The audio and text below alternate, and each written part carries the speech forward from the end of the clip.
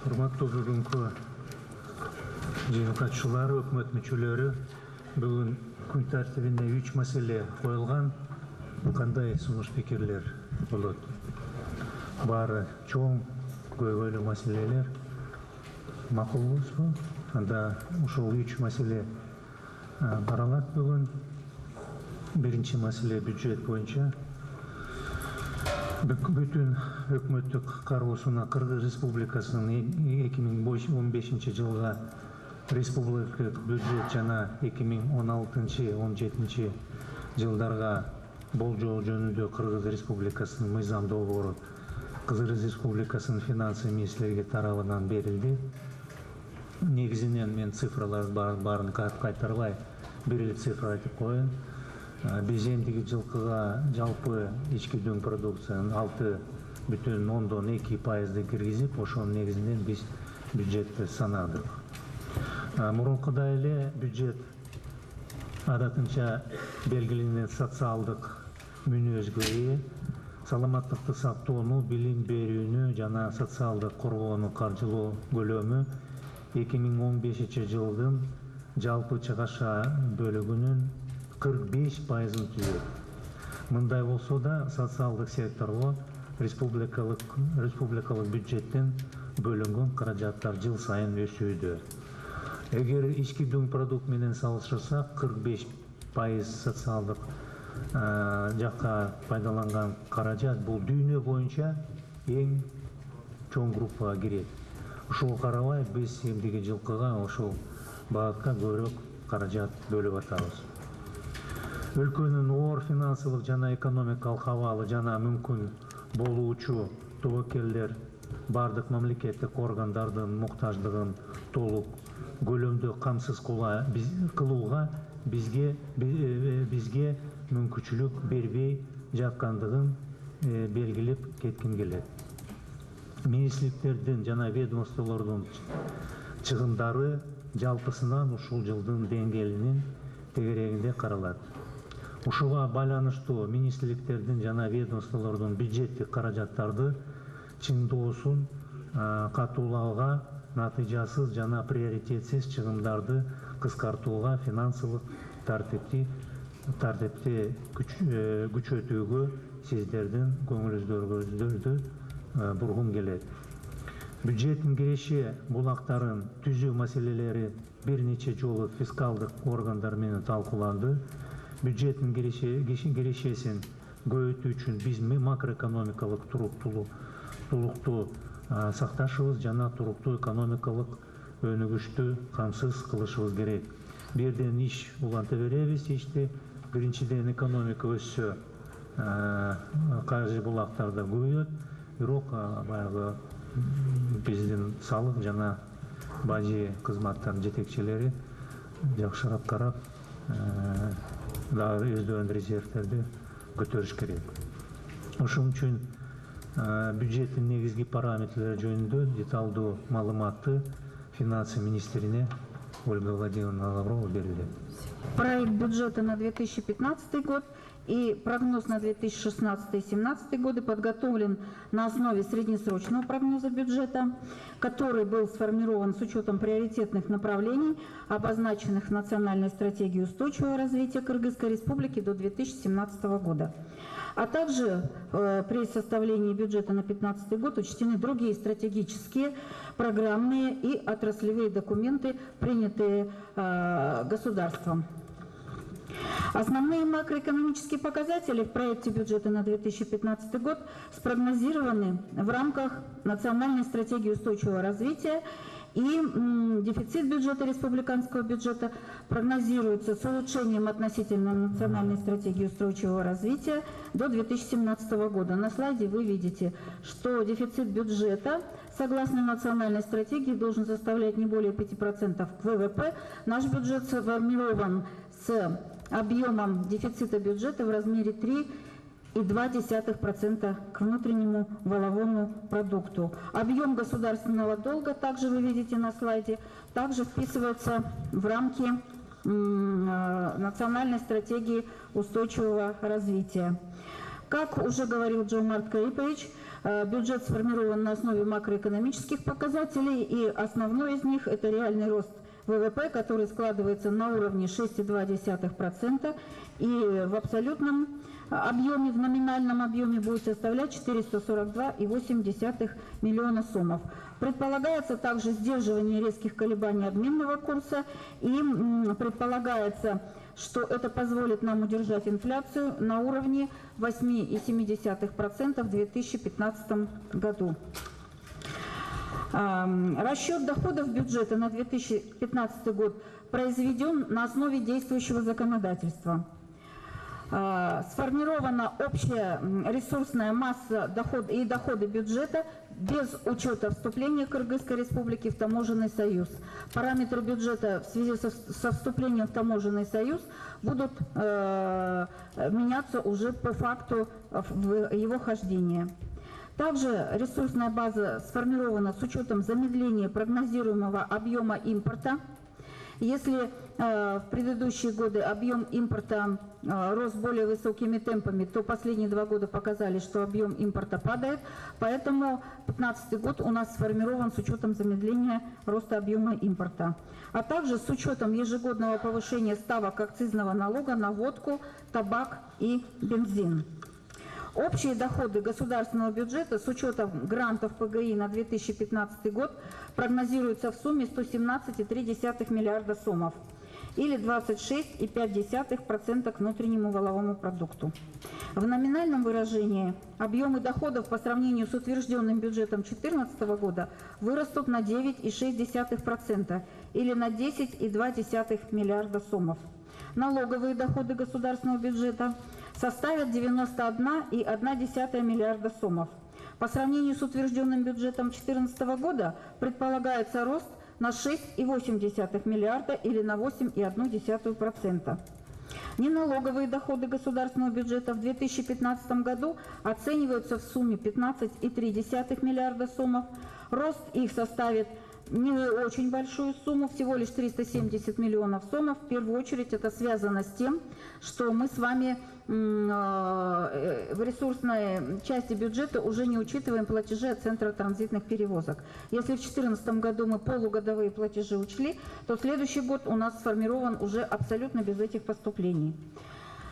Следует отметить вместе с тем, что в структуре доходов государственного бюджета за периоды 13-14 годов наблюдается увеличение доли налоговых доходов с 71,6% до 84,2% в 2017 году. На слайде вы видите динамику.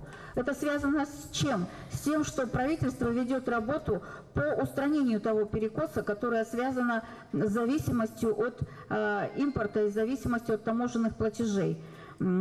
Все-таки ресурсная база бюджета должна увеличиваться не только за счет импорта, но в большей степени за счет поступлений от экономики. То есть упор делается на экономическое развитие.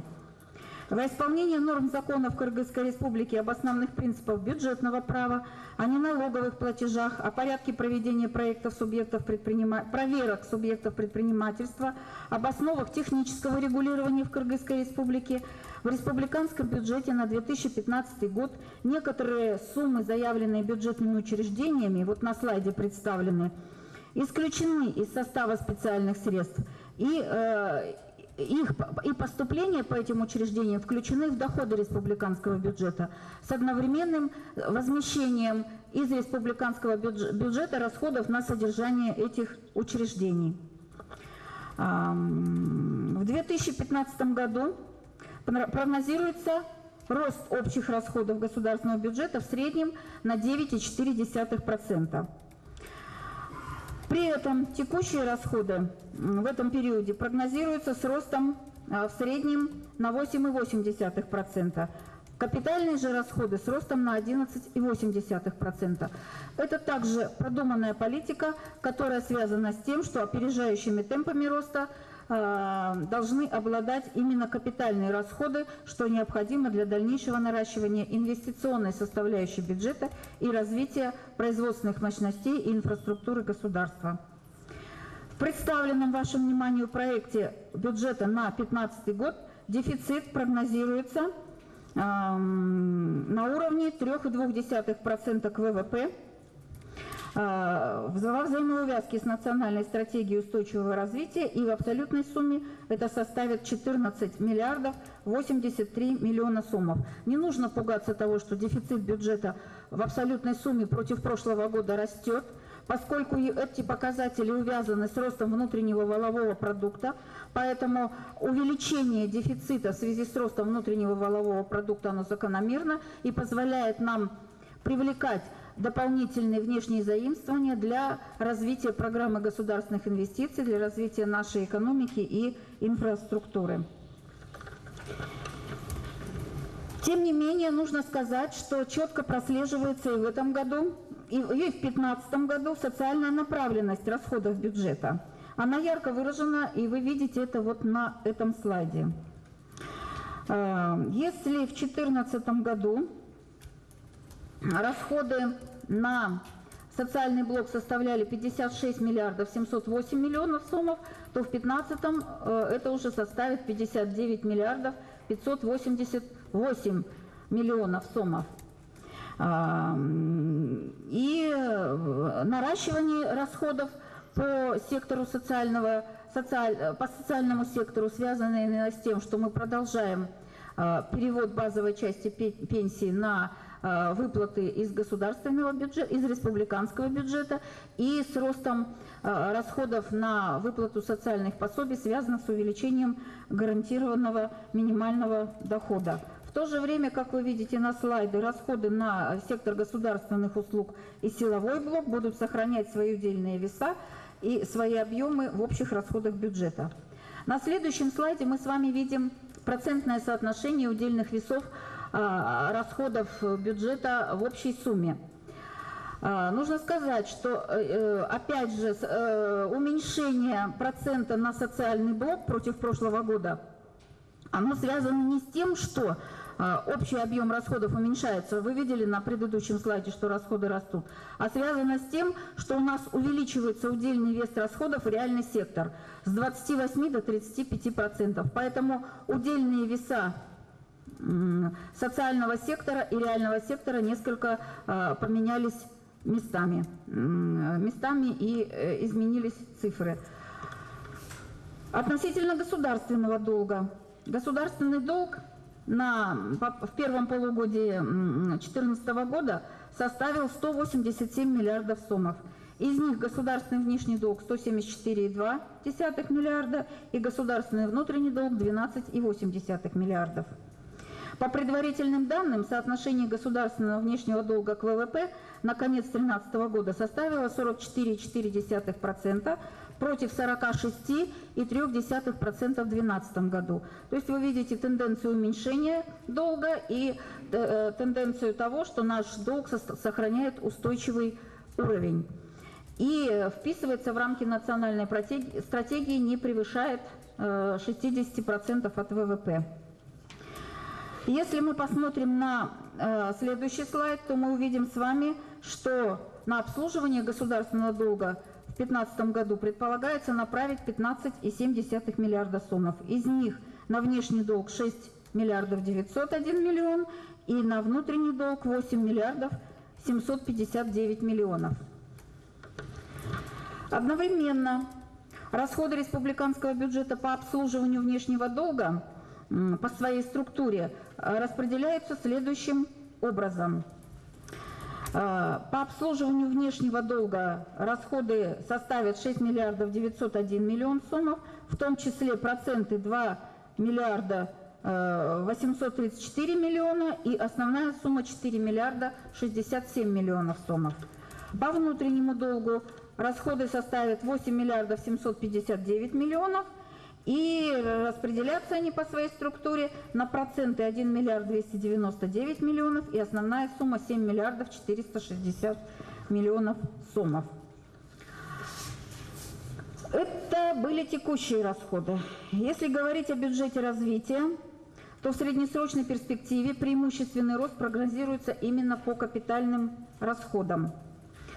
И внешнее финансирование программы государственных инвестиций, это кредиты и гранты, в период с 2015 по 2017 год составят из всех источников 120,9 миллиарда сомов. При этом доля внешнего финансирования за счет займов и грантов составит 116,5 миллиардов от общей суммы финансирования, и на софинансирование проектов ПГИ за счет средств республиканского бюджета будет направлено 4,5 миллиарда сомов. Цифры агрегированные на 3 последующих года. Безусловно, что в составе программы государственных инвестиций традиционно наибольшая доля расходов приходится на экономический сектор. Это энергетика, транспорт, сельское хозяйство, ирригация, сельское водоснабжение. И составят они 110,2 миллиарда сомов. Вместе с тем в социальный сектор будет направлено 5,9 миллиарда сомов. Финансирование программы государственных инвестиций будет осуществляться как за счет средств международных финансовых институтов, так и за счет средств стран-доноров, а также за счет софинансирования из республиканского бюджета. Необходимо отметить то, что основными направлениями дополнительных расходов в 2015 году будут следующие расходы. 1,5 миллиарда сомов предназначено на фонд оплаты силовому блоку. Как вы знаете, в этом году мы увеличили денежное содержание некоторых структур силового блока, и увеличили мы их не с начала года, поэтому вот эти дополнительные расходы, они с учетом потребностей на год рассчитаны. Далее, 2,2 миллиарда сомов будут предназначены для увеличения трансфертов социальному фонду. Это увеличение базовой части пенсии и увеличение пенсионных выплат, опять же, силовому блоку, так как в связи с повышением денежного довольствия сотрудников силового блока одновременно увеличиваются и расходы на их пенсионные выплаты. 728 миллионов сомов будет предназначено на увеличение выплат по процентам государственного долга.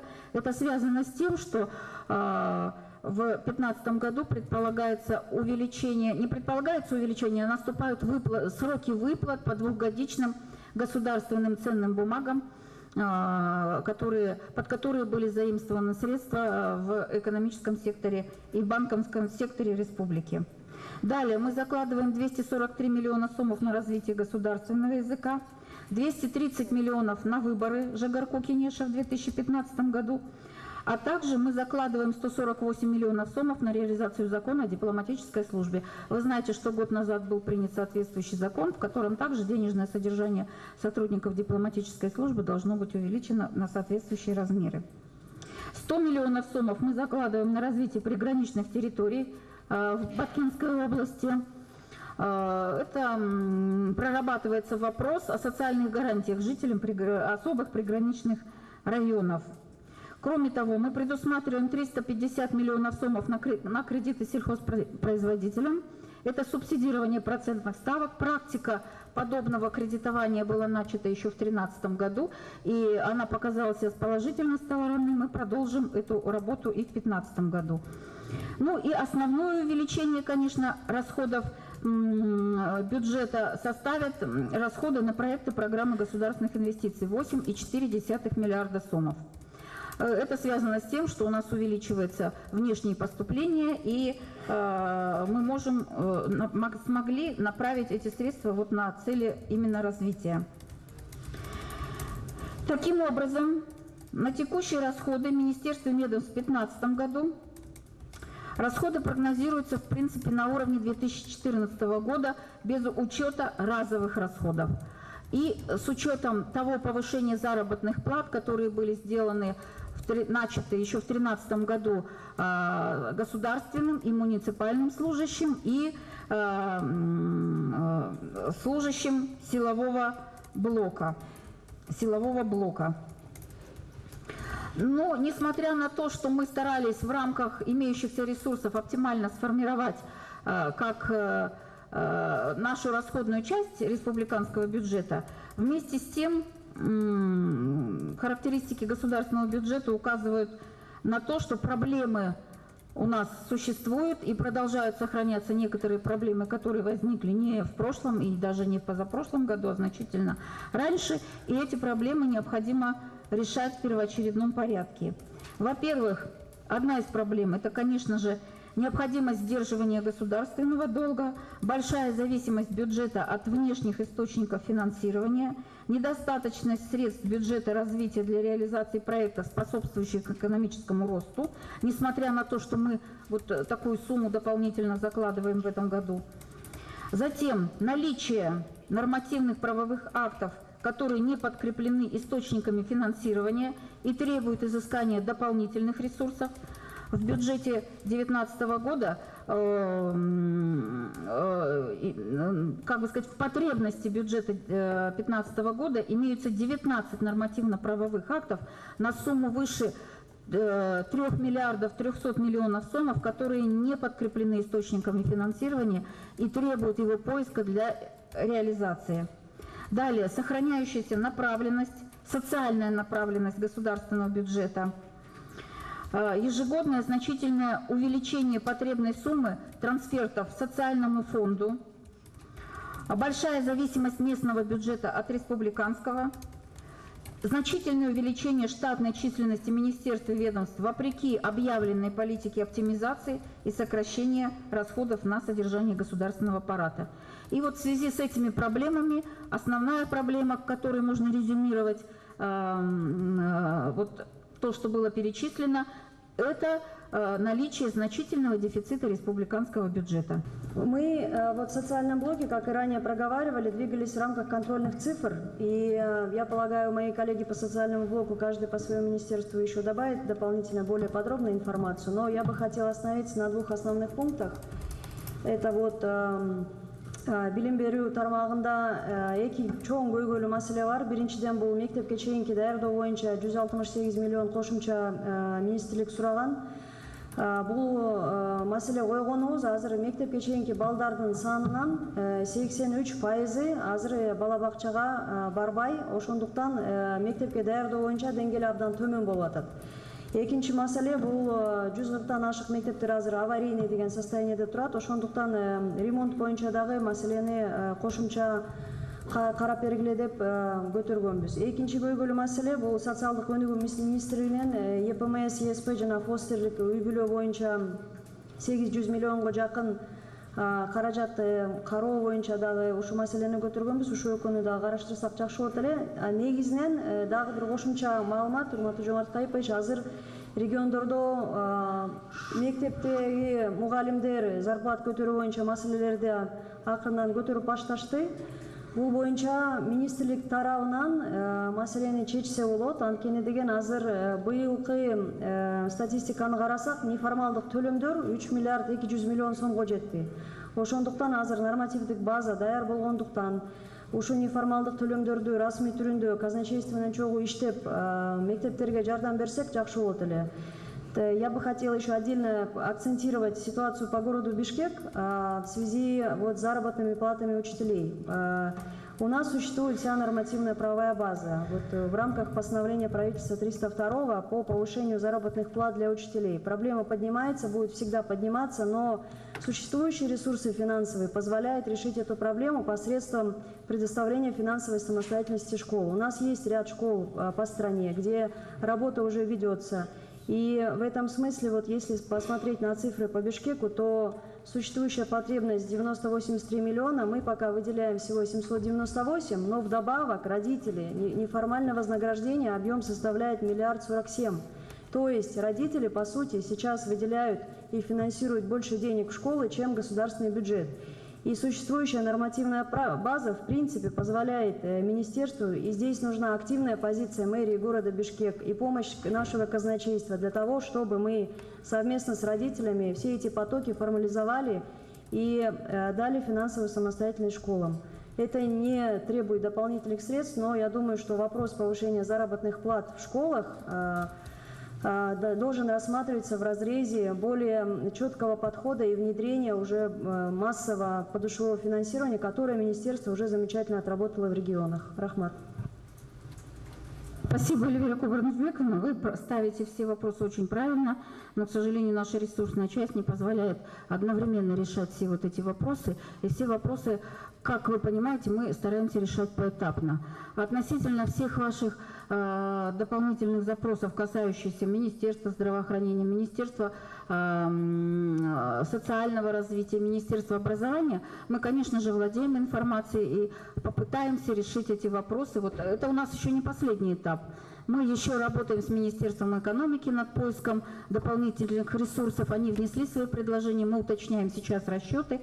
И как только у нас появится возможность решить эти проблемы, мы будем их решать. Относительно вот заработных плат и родительской платы, работа ведется постоянно. Мы сейчас над этим работаем. Как только наши выводы будут сделаны и согласованы с Министерством образования, все будет вам доложено.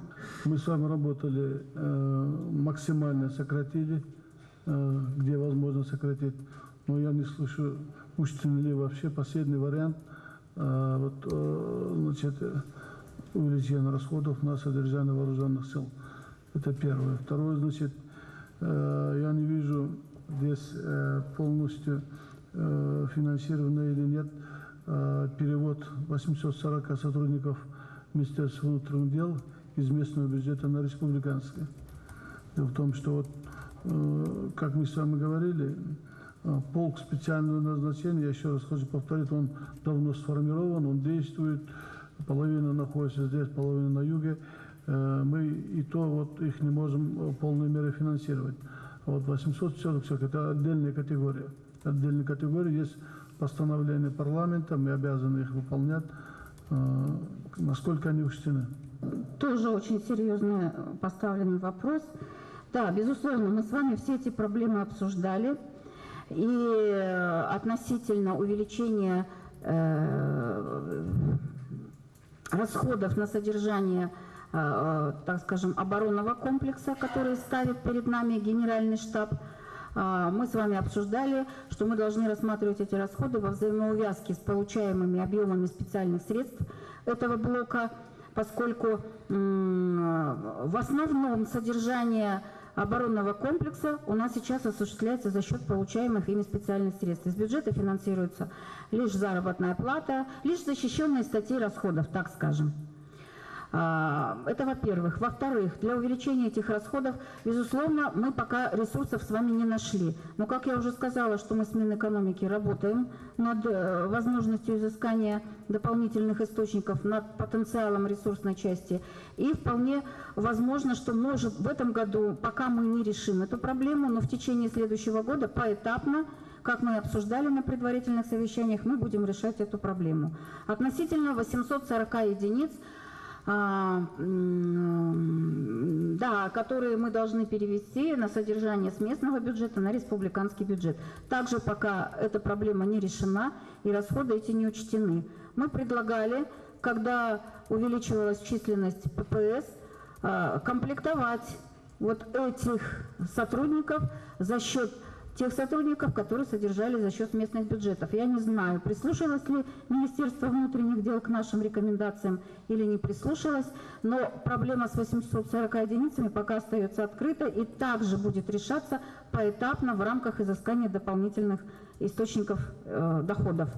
Относительно самих ППС, Абдулла Шаргазич знает, что расходы на содержание именно этого блока, они изысканы только частичные ресурсы. И сейчас мы работаем над тем, чтобы в течение нынешнего года также найти средства для покрытия ваших недостающих расходов. Я думаю, что эту проблему мы решим. И думаю, что частично мы ее решим на следующий год. В процессе исполнения бюджета 2015 года мы будем изыскивать ресурсы и для, так скажем, ликвидации проблем с их содержанием по ППС, и при наличии свободных средств и дополнительных источников доходов будем решать и с 840 единицами. Все поэтапно. Ольга Владимировна, нам с вами, наверное, надо будет поработать немножко. Да? Дело в том, что не мы с вами решаем, насколько будет увеличена или не увеличена численность вооруженных сил. Есть главнокомандующий, есть стратегия устойчивого развития значит, страны, одно из главных направлений четко прописано, да, это реформирование системы управления вооруженных сил, да, значит, и четкое поручение есть президента и главы правительства. Давайте мы с вами будем искать, наверное, доходы, да, дополнительные источники, а не решать, что потом или сегодня будет эти вопросы решаться. Это во-первых. Во-вторых, по Министерству внутренних дел то же самое. Мы не можем, например, перевести сотрудников, которые получали зарплаты из местного бюджета, перевести в специальное подразделение Министерства внутренних дел. Это совершенно другая категория, другой уровень подготовки должен быть, понимаете? Поэтому мы с вами договорились, что будем работать. Получается, значит, обратно назад возвращаемся. Давайте мы с вами сядем в рабочем порядке, поработаем.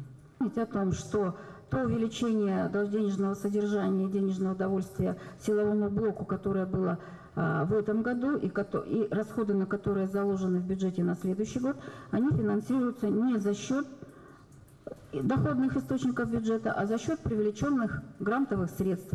И интеграция этих расходов в бюджет будет осуществляться еще в течение 3 лет. Поэтому мы должны с учетом всех существующих моментов, с учетом всего того, что мы на сегодняшний день имеем в бюджете, очень осторожно и обдуманно вести политику роста, наращивания текущих расходов. Это все социальные выплаты, все социальная направленность бюджета. На контрольный цифра бизге 1 миллиард 236 миллион берилип атат. Бул мен ойлоймун маданиятка өкмөт мамилени өзгөртүш керек. Маданият мыйзамы 3%тен кем эмес, бирок мен бүгүнкү күнү мына бизге бөлүнгөн контрольный цифра 1% гана болуп атат. Биз бул 1% менен бул таптакыр мына бүгүнкү күнү мен силовой блокко 1,5 миллиард берип атат. Биз дагы дополнительно сурайт элек. Мына бул жерде урматтуу министрибиз турат. Мен ушул 3 статья боюнча айтайын, жооп берип койсоңуз. Мен башка айлык акыны өзүнчө айтсам болмок. Мына мен 3 статьянын биринчиси эле. Мына биздин өнүгүү статьясы 22-15. Бул өнүгүүгө бизге мына быйылкы жылы контрольный цифраңыздар 36 миллион, а биз 79 миллион сурап атабыз. Биз кантип бул 1% менен биз эртеңки күнү маданияттын өнүгүүсүнө салым кошобуз. Спектакльдер, опера, балет, кино, китептерди кантебиз. Экинчи статья. Капремонтко берип атасыздар 11 миллион. 11 миллион менин бир эле зданияма жетпей атат. Бул келип туруп эле улуттук китепканабызга 22 миллион. Жомарткаевич, мен быйыл кышында улуттук китепкана жабылат. Ал жерде абдан аварийный акыбалда отуруп атабыз. Андан сырткары мына биздин министрликтен катуураак жаан жааса үстүнөн тамчылап дайым 6 миллион керек болуп атат. Мен сиз мына бул контрольный цифра 11 миллион берип атат. Мен ИЗО музейиме 5 миллион, министрликтин ошол чатырын 6 миллион, ошо эки эле зданияма керек. Андан сырткары менде 46 бүгүнкү күнү аварийный абалда турган республикадан мен бүт иликтеп анализ кылып, мониторинг кылып 46 зданиям турат. Жомарткаевич, мен жерчилерге, региондорго барып атам, аларга эмне деп жооп берерин билбей атам. Ошон үчүн бул 11 миллион деген это вообще биз 300 сурап атабыз. Мен ушул жагын экинчи капремонтту, үчүнчү машина оборудование 31 12 статья. Бул деген бизде мына музыкалык окуу жайларды көрүп, жогорку окуу жайлар, орто окуу жайларды көрүп жүрөбүз. Ал жерде комуздан башка бир дагы мындай бир башка бизде аспаптар калбай калды. Фортепиано, пианино, скрипка, мебель, стул да айтпай эле коелу. Подпискабыз 0 болуп атат. Буга дагы күлкүлүү цифраны берип атасыздар. Айлык акы боюнча кайсыл жерге баралы, мына азыр бизде жаңы баштап иштеп аткан маданият кызматкерлери, бизде азыр 12 миңден ашуун маданият кызматкерлери иштесе, 3 миңде айлыкка эч ким турбай атат. Бир кездеги мына 11-жылкы өкмөттүн токтому менен ушул айлык акы алып атат. Андан сырткары 11-жылкы өкмөттүн 239-токтомунда улуттук анан академиялык деген статустарга надбавкалар алынып салынган. Эл артисттери менен заслуженныйлардагы надбавкалар 50%, 100%дык надбавкалар алынып салынып, бүгүнкү күнү кайсыл жерге барсак маданият тармагында айлык акы көйгөйү. Ошон үчүн мен ушул очень убедительно прошу, 1% эмес, 2% жок дегенде 2% өзү мыйзам боюнча 3%тен кем эмес. 2%тен көтөрүп берүү жагын мен суранам. Жомарткаевич, мунсуз биз бүгүнкү күнү мына маданият кызматкерлери кайсыл жыйындарыбызда деле айтып атат, биз мамлекетке чын дилибизден кызмат кылып атабыз, патриоттор, чындыгында фанаттар иштеп атабыз дейт. Айлык акыбыздын акыбалы могул 3000 5000 ким иштейт буга? Зданияларыбыздын кейпи авариялык абалда дейт. Мына жогорку кеңеште да ар бир жыйында барасың, маданият вот китепкана авариялык абалда, маданият үй авариялык абалда деген сөздөр. Ошон үчүн мен суранам сиздерден, ошо дополнительно бизди 1,9% сурап атабыз, 2% эмес. Мен ушуну суранат элем сизден. Рахмат. Безусловно, в каждом министерстве, у каждого руководителя соответствующего блока есть множество проблем, есть множество точек больных, о которых они сейчас могут говорить даже не по одной и не по 10 минут, а по часу и более. Но, к сожалению, как мы уже говорили, развитие нашей экономики, наличие и потенциал нашей ресурсной базы не позволяет удовлетворить все потребности и запросы каждого из блоков и каждого министерства и ведомства. Поэтому мы верстали бюджет и представляли его и на макроэкономическом совете, и представляли его и членам кабинета правительства со ссылкой на то, что мы старались сверстать его наиболее оптимально с учетом задач, стоящих в национальной стратегии устойчивого развития, с учетом тех программных, нормативных и законодательных документов, которые существуют у нас. Поэтому я не отрицаю того, что, безусловно, нужно изыскивать деньги и на приобретение фортепиано, и на приобретение каких-то других музыкальных инструментов. Эти вопросы мы не снимаем с повестки дня, и при наличии свободных источников в бюджете, при вашем обращении мы будем пытаться изыскать ресурсы для того, чтобы вы приобрели. На данном этапе пока мы этого источника не имеем. Но бюджет — это не аморфное какое-то создание, оно меняется в процессе текущего года, в процессе его исполнения в определенном году, и всегда находятся какие-то ресурсы для решения кардинальных задач. Также, вот, например, в этом году мы нашли с вами решение вопроса и для электроэнергетики, и решение вопроса тех же самых игр кочевников, на которые вам выделили дополнительно деньги, не нагружая ваш выделенный бюджет.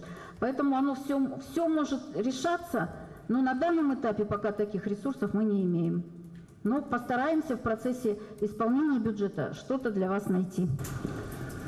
Правительством ежегодно принимается программа госгарантии. Фонд обязательного медицинского страхования является реализатором данной программы. Однако из недостаточного финансирования данной программы программа носит декларативный характер.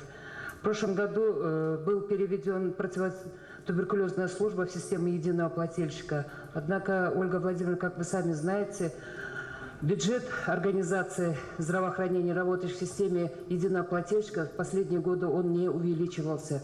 Наоборот, идет на спад.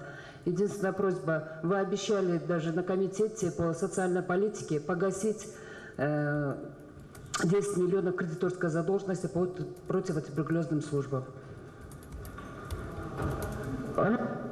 Мы это не погасили? Нет. Ну, относительно 10 миллионов по противотуберкулезной я выясню. Менің бірінші сұрағым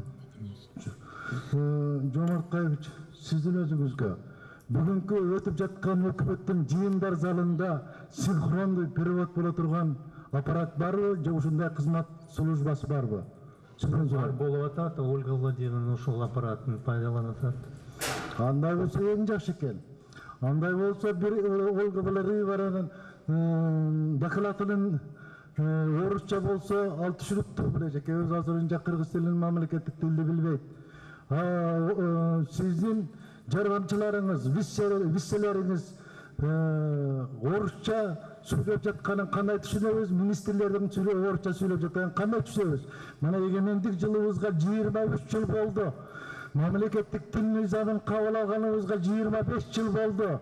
Эртең мына мамлекеттик программаны кабыл алып, Ольга Владимировна айтып жатат, 2 жылга 243 миллион сом бөлүп жатабыз дейт.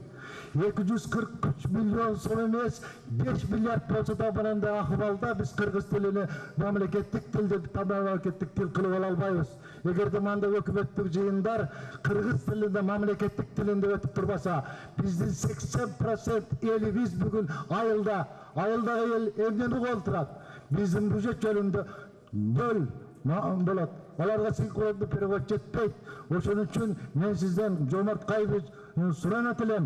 Siz hukumatlik jiyinlaringizni jalan mamlakatlik tilde o'tkazishga harakat qilsangiz, albatta rasmiy til degan bu el aralik til. Siz chet mamlakatdan kelgan el cho'nglar bilan so'rashimiz, mamlakatlik til degan rasmiy tilde o'zining statusi bor, o'zining ishlay turgan yo'l-yo'lari bor. Siz premyer ministr bo'lganingizdan beri jalan mamlakatlik ministerlarning xatlari cherchalarga o'rcha chiqa boshladi. Satib oldi tushunda bu masala biroz qiyildilar. Men sizlarga bu yerdan budjet masalasi gana emas, men o'zimdan usul til masalasi, bu til masalasi bu mamlakatning masalasi, elning masalasi, ertaga kelajakning masalasi. Usul doim sizlarga esingizlarga tuyib qo'yayın dedi bilan. Hurmatli ministerlar, janob premyer minister Olga Vladimirovna, sizdan so'ranam, mamlakatlik til bo'yicha programmani yil sayin usul ko'nglingizga tutib, usul qarjilov masalasini hech vaqtdan esingizdan chiqarmasangiz, janob o'zingizdagi tez aralni ichida mamlakatlik tilga o'rganish uchun sizda qarjingiz bor, mumkinchiligingiz borda o'quvga o'tsangiz, men sizga eng yaxshi muallim topiradim. 243 milyon so'm qarab atamiz. O'shaning uchun bu degan tarixында birinchi жол.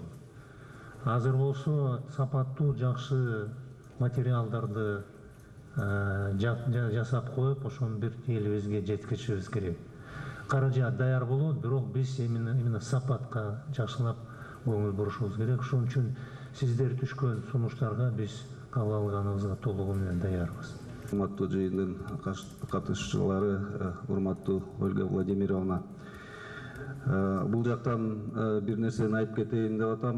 Biz эмки жылдың бюджетін түзіп, ошоны ойланып жатқаныбыздарда биздин система боюнча, дипломатиялык кызмат боюнча эң негизги, анан эң керектүү, ошол жылга керектүү чараларды пландаштырганбыз.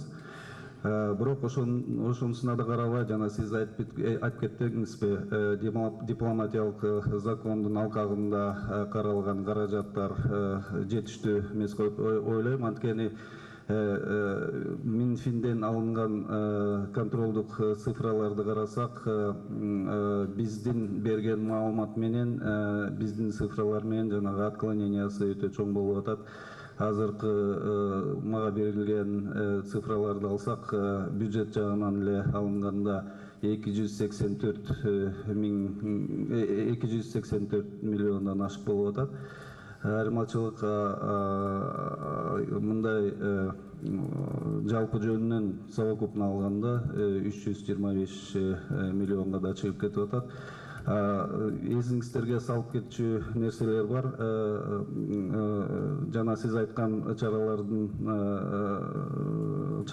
чаралардан тышкары дагы зарыл иштердин арасында эмки жылга азыр жаңы ачылган биздин элчиликтерге Афганистанда, Кувейтте ачыла турган элчилик Азербайжанда турат. Ошонун материалдык техникалык базасына каралчу каражаттар аябай зарыл болуп турат. Андан тышкары бир катар элчиликтерибизде дагы ремонт иштерин жүргүзүп, автопаркты дагы жаңыртыш керек болуп атат. Өзүңүздөр түшүнгөндөй, бул эми жанагы чет өлкөдө алып барып аткан иштерибизге жараша ошол биздин мамлекетибиздин дагы аброюна байланыштуу иш-чаралар болуп турат. Ушул жактан дагы бир жолу карап колдоп бериңиздерди аябай өтүнөм. Хотела бы чуть-чуть поправить вас. Вы сказали 325 миллионов сомов. Наверное, вы не все свои подведомственные учреждения включили. Согласно нашему проекту бюджета на 2015 год мы выделяем 764,5 миллиона сомов. И вот из этих 764,5 миллионов сумм, 148 миллионов сумм, как говорила я, уже предназначается для реализации закона о дипломатической службе. Это увеличение денежного содержания сотрудников за рубежом, это расходы на обучение их детей в школах, в учебных заведениях за рубежом, это выплаты женам или супругам дипломатических работников, которые определенного рода выплаты, которые выезжают вместе с ними за рубеж. Это обеспечение оплаты проезда 1 раз в 2 года в отпуск члена дипломатической службы, вернее, сотрудника дипломатической службы с семьей в Кыргызстан и обратно, и ряд других, так скажем, льгот и выплат, которые предусмотрены вот этим законом о дипломатической службе. Но, в принципе, опять же, хочу сказать, что да, безусловно, потребности у всех значительно больше того, что мы можем выделить. В рамках решения сбора биометрических данных и приобретения для этого оборудования нами уже в этом году уже выделено 260 миллионов. И я не знаю, 70 миллионов мы перечислили, и 190 миллионов должны были перечислить. Перечислили? Да, уже, значит, все 260 перечислили. Поэтому в рамках вот эта часть вопроса решается. Вот я не видела вашего письма, поскольку оно поступает в управление. Вы в виду имеете какое еще оборудование? Дело в том, что вот ГРЭС, он действительно будет создавать этот регистр населения с биометрическими данными. Они будут использовать оборудование, это где-то 950 единиц этого оборудования. У нас 2300 участков. Это то, что касается идентификации избирателя. И, соответственно, на 2300 участков, где-то еще 2/3 нам необходимо для идентификации избирателей в день голосования. Помимо этого, необходимо оборудование для автоматического подсчета голосов.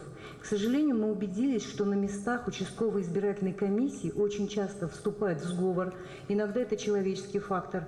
Было намерение искоренить полностью голосование за другого, всевозможные карусели, и тем самым избежать возможных конфликтов. На это не предусмотрено совершенно ничего. Нет, частично какие-то средства на оборудование вам, безусловно, заложили. Я сейчас не имею долго искать эти цифры. Безусловно, на руках заложили, есть эти цифры. И 230 миллионов в целом мы заложили на выборы в 2015 году дополнительно. 230 миллионов сомов. Либо мы будем решать вопрос в рамках этих средств, либо в процессе исполнения бюджета 2015 года в каждом конкретном случае мы будем рассматривать вопрос отдельно и изыскивать свободные ресурсы, которые сможем направить на эти цели. Ольга Владимировна, просто маленькая ремарка. Дело в том, что в выборах 2011 года, когда мы выбирали президента, у нас был порядок цифр приблизительно такой же, но мы тогда не использовали оборудование. И, соответственно, на оборудование нам понадобятся какие-то средства. Да. Я вот прошу вас просто обратить на это внимание. Да, вот поэтому в каждом конкретном случае приходите в министерство, будем рассматривать, решать вопрос в процессе исполнения бюджета.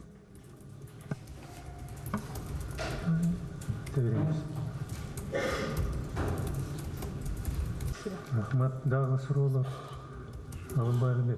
Мен вот мындай биз уже 2-3 айдан бери ошол талкуулап атабыз бюджетибизди. Мына 2-3 айдан бери биз талкуулап атабыз бюджетибизди.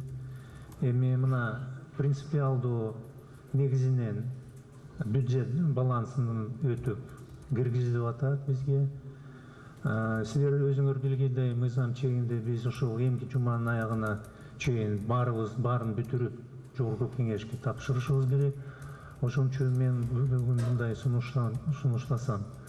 Эртең керек болсо 1-2 күнү график менен ведомстволор, министрликтердин жетекчилери дагы бир сыйра каржы министрлери менен жолугушуп, андан соң анча-мынча коррекция кылганга мүмкүнчүлүктү берели. Бирок принципиалдуу өзгөртүш болбойт. Урматтуу жетекчилер, бирден биз уже көп убакыттан бери ошол менен иштеп, принципиалдуу расщепление тияк-бияк болуп калды. Өзүңөрдүн статьяларын перераспределение кылсаңар, анда мына финансы министрлиги Ольга Владимировна, анын орун базарлары жолукканга даяр. Ошон үчүн урматтуу өкмөттүн мүчөлөрү, ведомстволордун жетекчилери мына токтом долбоору силерге тапшырык берилген. За основу ошону менен кабыл алсак, анан анча-мынча коррекция болсо, экинчи күнгө чейин ошол баарыңар керек болсо финансы министрлиги менен график менен жолуксурсаңар, коррекция кылсаңар дагы бир сыйра дагы мүмкүнчүлүгүңөр болот. Анда ошол токтом долбоорун за основу кабыл алсак, ким каршы, ким колдойт? Рахмат. Каршы калыс. Каршысызбы? Министр каршы. Так, анда за основу биз кабыл алдык. Вторник күнгө чейин дагы бир сыйра коррекция кылганга мүмкүнчүлүгүбүз берилет. Рахмат. Анда биринчи маселесин бүттүк, чоң рахмат. Анда экинчи маселеге өтөлү. Урматтуу бүгүнкү жыйын катышуулары, өзүңөр билгендей, 2010 жылдан бери өкмөттүн чечими менен юстиция министринин төрагалык астында ченемдик укуктук актыларды индивидуализациялоо боюнча өкмөттүк комиссия түзүлгөн. 13 жылдан бери иштеп атат. Бирок тилекке каршы ошол комиссияга кирген өкүлдөрү аябай пассивдүү ролду азыр ролу менен кабыл алып атышат. Бул деген бизге инвентаризациялоо аябай керектүү. Себеби бир стандартта түшүнүктүү, туруктуу принциптерди ошол жака киргизишибиз керек. Комиссия түзүлгөн, ошол жерге илимпоздор, башка адистер киргизилген, министрлик юстициянын төрагалык менен иштеп атат. Бирок биз ошол маселесин именно өкмөттүн жыйынына киргизип атабыз. Себеби бул өтө көйгөйлүү, бирок министрликтердин жетекчилерин өтө эле көп жакшы көңүл ушул маселеге бурулбай атат. Ошон үчүн Алмамбет Насырканов, сиз болсоңор азыр конкреттүү начар иштебеген жетекчилердин аттарын айтып ала. Кайсы ведомстволор, сиздин инспекция, сиздин комиссия көңүл бурбай атат. Ошон үчүн биз бүгүн жакшы мындай сапаттуу токтомун кабыл алсак, бул деген туура эле болот. Ошон үчүн ошол боюнча маалымат бериш үчүн юстиция министрине Шыкмаматовго берилет. Урматтуу Жомарт Кайыпович, урматтуу өкмөт мүчөлөрү, отурумдун катышуучулары, юстиция министрлигине караштуу ведомстволордук комиссиянын негизги милдети ар кандай деңгээлдеги ченемдик укуктук актылардын ортосундагы карама каршылыктарды жана кайталоолорду жоюу, аларды Кыргыз Республикасынын мыйзамдарына ылайык келтирүү, ошондой эле ченемдик укуктук актылардын жаңы долбоорлорун иштеп чыгуу жолу менен эскирген, актуалдуулугун жоготкон ченемдерди жокко чыгаруу болуп саналат. Комиссиянын курамына бардык мамлекеттик органдардын өкүлдөрү кирет. Комиссиянын компетенциясына кирген бардык маселелер боюнча чечимдер комиссиянын мүчөлөрүнүн талкуулоосу менен жана көпчүлүк добуш жолу менен коллегиалдуу кабыл алынат. Комиссиянын отуруму кварталына бир жолудан кем эмес, зарыл болгондо гана өткөрүлөт. Комиссиянын ишин жетектөөнү анын төрагасы ишке ашырат. Азыркы мезгилде төрага юстиция министрлигинин статс катчысы болуп саналат. Комиссиянын төрагасы отурумду алып барат, инвентаризация боюнча сунушталган материалдарды кароо боюнча ишти уюштурат, кабыл алган чечимдерди аткарылышын комиссиянын ишин көзөмөлдөйт. Ошондой эле комиссиянын ар бир мүчөсүнө бир катар милдеттер бекитилген, алардын ичинде төмөндөгүлөр кирет. Мыйзамдарды өнүктүрүү боюнча сунуштарды киргизүү, отурумдун күн тартибине киргизилген маселелер боюнча материалдарды даярдоону жүзөгө ашыруу, кийинки жылдын иш планына ар жыл сайын сунуштарды киргизүү, мыйзамдагы боштуктарды жана карама каршылыктарды жоюуга багытталган ченемдик укуктук актылардын долбоорлорун кароону квартал сайын киргизүү. Комиссиянын курамына министрликтердин жана ведомстволордун кызматкерлерин кошуу, көрсөтүлгөн өкүлдөрдүн өзгөчө билимин эске алуу менен мамлекеттик органдардын компетенциясынын чегинде тармактык ченемдик укуктук актыларды иштеп чыгуу максатында каралган. Комиссиянын мүчөлөрүнө тармактык ченемдик укуктук актыларды карап чыгуу жана комиссиянын кароосуна инвентаризациялоо боюнча ишмердүүлүктүн ченемдик укуктук актыларды долбоорлорун киргизүү боюнча так милдеттер бекитилгендигине карабастан бул маселеге өтө аз маани бөлүнүүдө. комиссиянын мүчөлөрү коюлган маселелерди ишке ашырууга терең маани бербестен жана кээ бир убакта жоопкерчиликсиз мамиле кылышууда. Өлкөнүн мыйзам массивинде чоң көлөмдөгү коализиялык эки ача жана бири-бирине карама каршы келген ченемдер бар болгондуктан практика жүзүндө юридикалык жана жеке жактардын, жарандардын мыйзамдык укуктарын коргоодо жана мамлекеттик органдардын майнаптуу иштөөсүнө тоскоолдук жаратууда. Ошондой эле мамлекеттик кызмат көрсөтүүлөрдүн сапатына терс таасирин тийгизип, мамлекеттик башкаруунун бардык деңгээлдеринде чечимдерди кабыл алууда иштин создуктурушун туудурат. Мындан сырткары мамлекеттик органдардын иштешинин бардык тармактарын укук колдонуу тажрыйбасына көп сандаган көйгөйлөрдү жаратат. Ушундай жагдайга байланыштуу Юстиция министрлиги бул милдетти өз мойнуна көтөрүүдө. Биздин дареке бул багытта мамлекеттик органдардан өтө аз санда демилгерел келүүдө. Ошону менен комиссияга кароого сунушталган долбоорлордун көпчүлүгү кылдат иштеп чыгууга муктаж, кээде толук карап чыгууну талап кылат.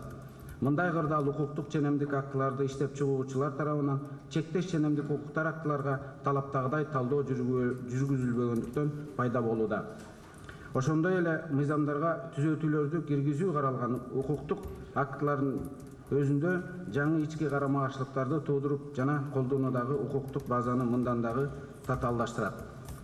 Бул багыттагы кейиштүү жагдай менен сиздер комиссиянын ишинин жыйынтыгы жөнүндө Юстиция министрлигинин маалыматынан тааныша аласыздар. Эгерде комиссиянын акыркы 3 жылдагы ишин карап көрсөк, тармактык ченемдик укуктук актыларды аныктоо жолу менен Юстиция министрлиги тарабынан бардык мамлекеттик органдарга туруктуу усулдук жардам көрсөтүлгөн жана алардын компетенциясынын чегинде бул тизметтер багыттары боюнча мамлекеттик органдарга жөнөтүлгөн. Бул багытта консультацияларды жана башка жардамдарды берүү үчүн Юстиция министрлигинин жооптуу кызмат адамдары ар бири өзүнчө органдарга бекитилген. Бирок министрликтин мындай жардамы дагы көздөгөндөй жыйынтыктарды алып келген жок жана ченемдик укуктук актыларды инвентаризациялоо маселесинде мамлекеттик органдардын активдүүлүгүн көтөрө албады. Ушул 3 жыл аралыгында 1000ден ашык ченемдик укуктук актылар инвентаризацияланган. 100га жакын мыйзам долбоорлору иштелип чыккан. Анын ичинен 2012 жана 2013 жылдары 45 мыйзам кабыл алынган. Үстүбүздөгү жылда бул долбоордун жылышы дагы эле аткаруу баскычында болууда. Министрликтердин жана ведомстволордон демилгелер өтө аз келип түшкөндүктөн бул долбоорлордун бардыгын иштеп чыгуу Юстиция министрлиги тарабынан өз алдынча жүзөгө ашырылгандыгына сиздердин көңүлүңүздөрдү бөлмөкчүмүн. Ошентип 2012 жылы комиссиянын кароосуна долбоорлор 6 гана мамлекеттик органдардан киргизилген. 2013 жылы 13, үстүбүздөгү жылы болсо 6 министрликтен жана ведомстволордун долбоор киргизилген. Бул сандар ушул багытта мамлекеттик органдардын аткаруу тартибинен жана активдүүлүгүн жоктугу жөнүндө кабарлайт. Мындан сырткары комиссиянын кароосуна киргизилген долбоорлорду талдоо, алардын көпчүлүгүн комиссиянын ишин жана максатына чегинен чыгып, сапатсыз даярдалгандыгын, бар болгон кемчиликтерди жоюу эмес, жаңы коомдук укуктук мамилелерди жөнгө салуу каралгандыгын көрсөттү. Мындан тышкары мыйзамдарда кайра карап чыгуу жаатындагы жүргүзүлгөн саясатка тийиштүү дагы бир маанилүү маселени көтөргүм келет. Кыргыз Республикасынын өкмөтүнүн 2014 жылдын 24 мартындагы 177 токтом менен бекитилген Кыргыз Республикасынын мамлекеттүүлүктү бекемдөө жылын өткөрүү боюнча иш чаралардын планынын 11 пункту менен мыйзам актыларын аткаруу бийлик тутумунда иштеген мамлекеттик органдардын укуктук статусун, функциясын жана ыйгарым укуктарын аныктоочу жоболорду алып салууга багытталган мыйзам долбоорлорун иштеп чыгуу зарыл болгон. Көрсөтүлгөн пункту аткаруу Юстиция министрлигине гана эмес, өзлөрүнүн компетенциясы чегинде бардык министрликтерге жана ведомстволорго бекитилген. Бирок бул иш-чараны мамлекеттик органдар тарабынан жүзөгө ашыруу начар болуп жаткандыгын кайрадан белгилегим келет. Юстиция министринин дарегине мыйзам актыларын карап чыгуу боюнча абдан аз көлөмдөгү сунуштар келет. Ошол эле учурда комиссия тарабынан 381 мыйзамды инвентаризациялоо боюнча иш жүргүзүлгөн. Алардын ичинен 233 мыйзам аткаруу бийлигиндеги мамлекеттик органдардын ыйгарым укуктары жана милдеттерин регламенттеген ченемдерди камтый тургандыгы аныкталган.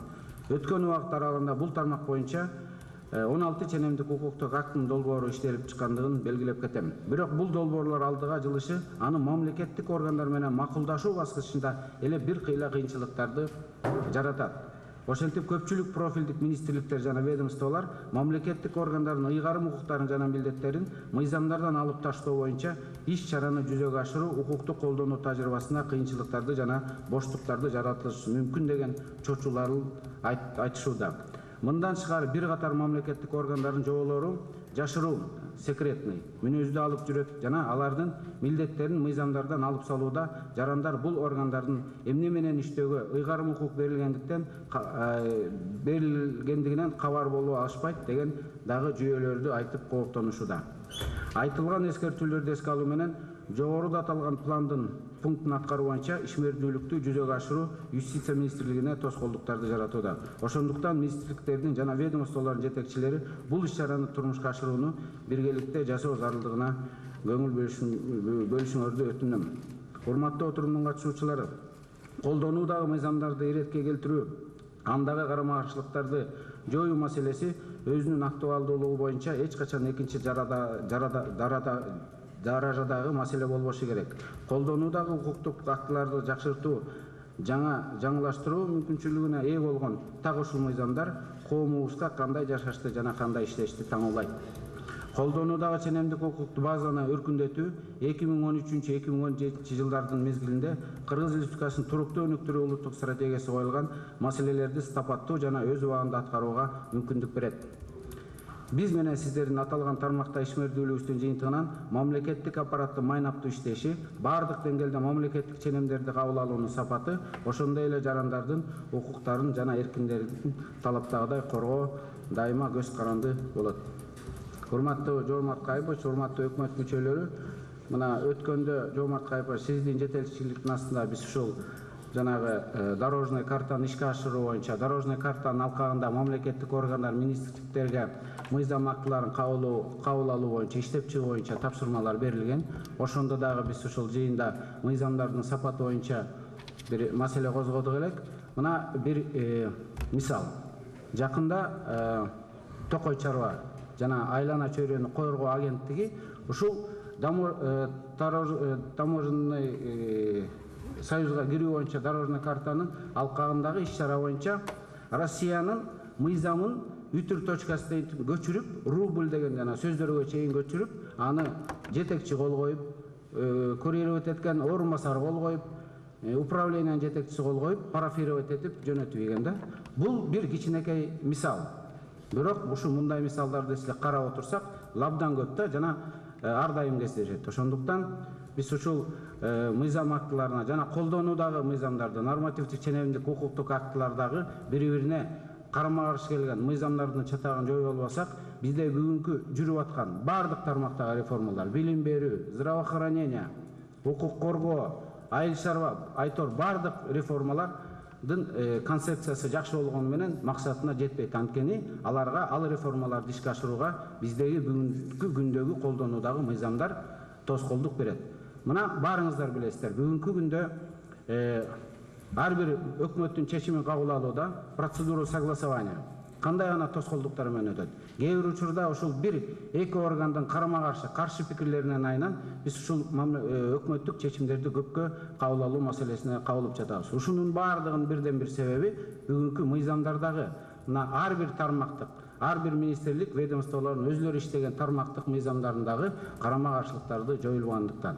Ошондуктан биз сунушубуз боюнча бүгүнкү жыйында, урматтуу Жомарт Кайыпович, мындан аркы ушул инвентаризация боюнча комиссиянын жоопкерчилигин көтөрүү жана ар бир ведомстволордундагы катышкан мүчөлөрүнүн жоопкерчилигин ушул жетекчилердин өзүнө тапшыруу боюнча.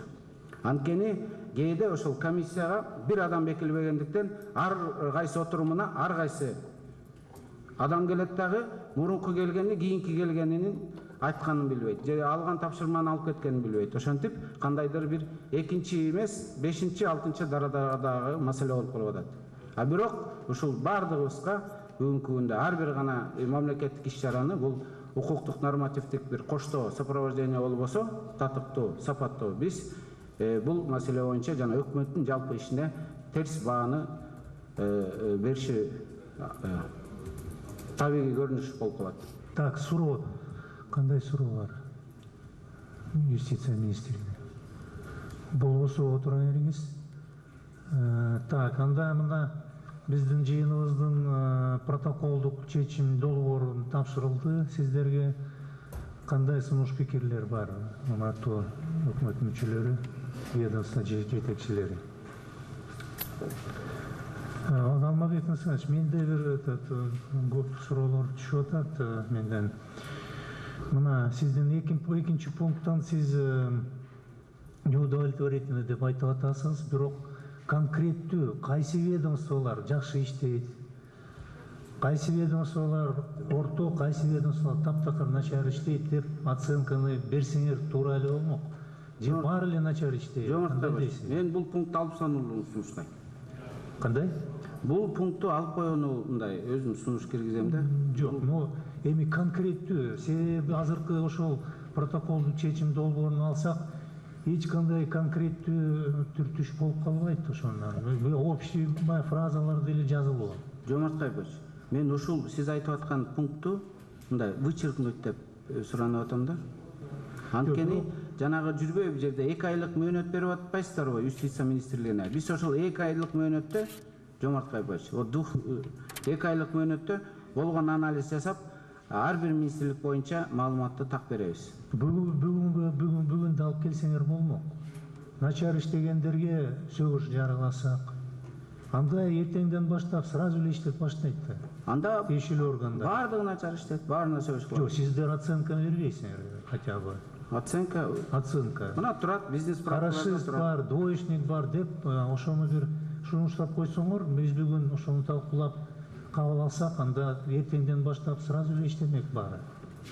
Атуу азыркы протоколдун чечимдин долбоорун алсак, бул деген эч кандай бир да ведомствону айтпайсыңар. Эч бир ведомство жакшы иштейби, жаман иштейби, келеби, келбейби, дисциплинасы сиз айткандай барбы, жокпу дегендей. Мындай кылбайлыбы, урматтуу цифраларда? Азыр сиз мындай 3 күндүн ичинде переработка кылып дегендей, в рабочем порядке кабыл албайлыбы? Сиздер түшкөн же эмки рабочий совещание кылсак. Кээ бирлөр мисалы жакшы иштеп атат, ошол үлгү катары көрсөтөт дегендей. Биз ошону бир пункту киргизсек, начар иштегендерди айтпайлыбы? Бирдей иштебейт да баары, туурабы? Кандай дейсиз? Мен экинчи пунктту бул чечимден алып коюуну суранам. Анткени жана 2 айлык мөөнөт министрликтерге берип атат, 2 айлык мөөнөттө биз кайсы министрлик, кайсы ведомство начар иштеди деп сизге так маалыматты беребиз. Менин оюмча 1 ай жетет сиздерге. 1 ай десе 1 ай, хорошо. 1 ай жетет, себеби баягы комиссия иштеп атат уже 13 жылдан бери.